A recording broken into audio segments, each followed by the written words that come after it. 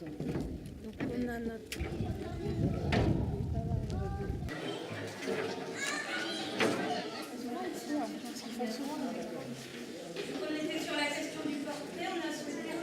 Aujourd'hui, François Durouvray, qui m'a pu être présent aujourd'hui, et moi-même avons décidé de sortir ces œuvres du placard. Et le métro, là, c'est ressemble.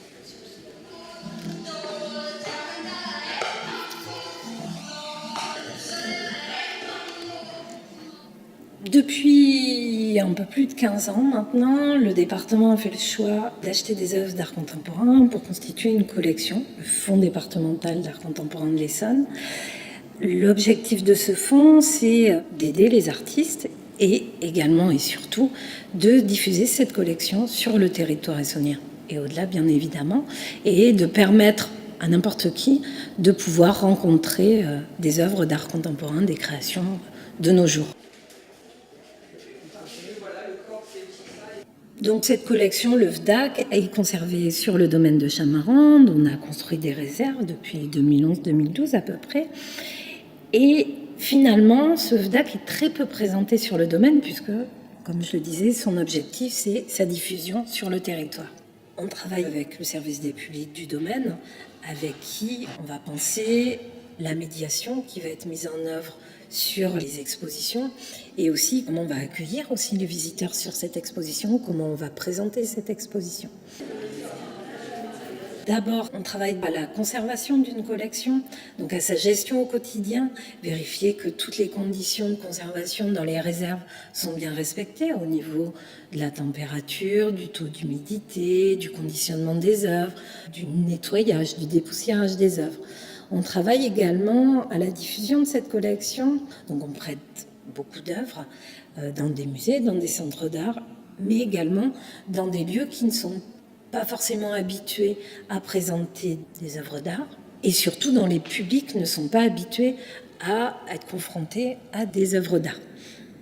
On a également tout un programme de diffusion de la collection dans les collèges ou à la maison d'arrêt de Fleury-Mérogis. Et là, c'est un travail qui est également mené avec le service des publics du domaine et bien évidemment avec l'équipe régie de la collection. Le troisième pan, c'est l'acquisition des œuvres, puisque une collection, pour qu'elle vive, il faut qu'elle soit diffusée, qu'elle soit conservée, mais il faut aussi l'enrichir annuellement pour qu'elle prenne de l'ampleur et qu'elle soit toujours à la pointe de la création d'aujourd'hui, vu que c'est une collection d'art contemporain.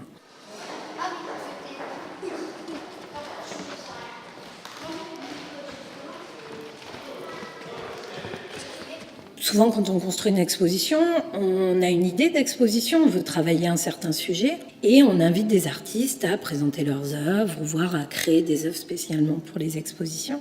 Là, c'est une démarche qui est inverse, puisqu'on a une collection, on a un fonds d'œuvres et l'idée de l'exposition ici, c'est présenter la diversité de cette collection à travers les origines des artistes, les sujets qu'ils abordent dans leurs œuvres, mais aussi les techniques, les médias qu'ils emploient, mais tout en étant cohérent, qu'il y a un lien entre ces œuvres. Donc on s'est replongé dans cette collection il y a quelques mois et on s'est rendu compte que quelque chose qu'on n'avait pas décidé au fil des acquisitions, puisque les acquisitions de la collection portent sur la question du paysage, de l'espace public, de notre rapport à notre territoire, à l'environnement. Et finalement, quand on consulte, je dirais, toutes les œuvres de la collection, on se rend compte qu'il y a énormément d'œuvres dans lesquelles apparaît le corps humain. Le titre de l'exposition, c'est Morceaux choisis de la collection du FDAC de l'Essonne, mais le titre qui présente plus le contenu de l'exposition, c'est Corps narratif, puisqu'en fait, le corps apparaît sous toutes ses formes, comme ici la monitrice d'Alain Séchasse, sous la forme d'un diptyque peinture, sculpture. On a également des portraits photographiques, on a des sculptures qui représentent le corps humain ou encore hybride, comme en haut de l'escalier, le espèce de corps humain téléphone de Mick Peter. Et puis on a aussi des œuvres qui ne représentent pas le corps humain, mais qui nous font imaginer des fictions à partir du corps humain, ou même qui mettent en scène notre propre corps, le corps du visiteur de cette exposition. On a construit, je dirais, intellectuellement cette exposition, Et après, dans la mise en espace, dans l'accrochage de l'exposition, il y a tout un travail. Tout d'abord, on a invité un designer à travailler sur une scénographie particulière pour cette exposition, pour permettre de mettre en valeur, d'une part, les œuvres, et également de faciliter la déambulation du visiteur dans l'exposition et de lui apporter du confort. Donc il y a notamment beaucoup d'assises, mais il y a également des socles pour les vidéos qui sont présentées sur écran, afin qu'elles soient à la bonne hauteur pour qu'on puisse les apprécier pleinement.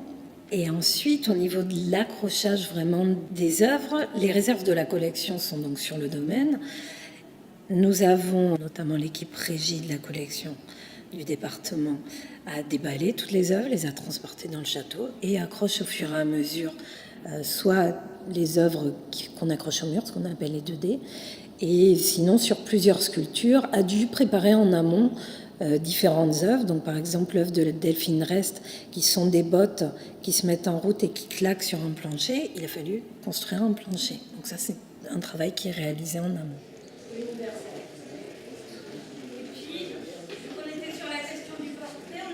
Pourquoi on définit telle œuvre dans telle salle?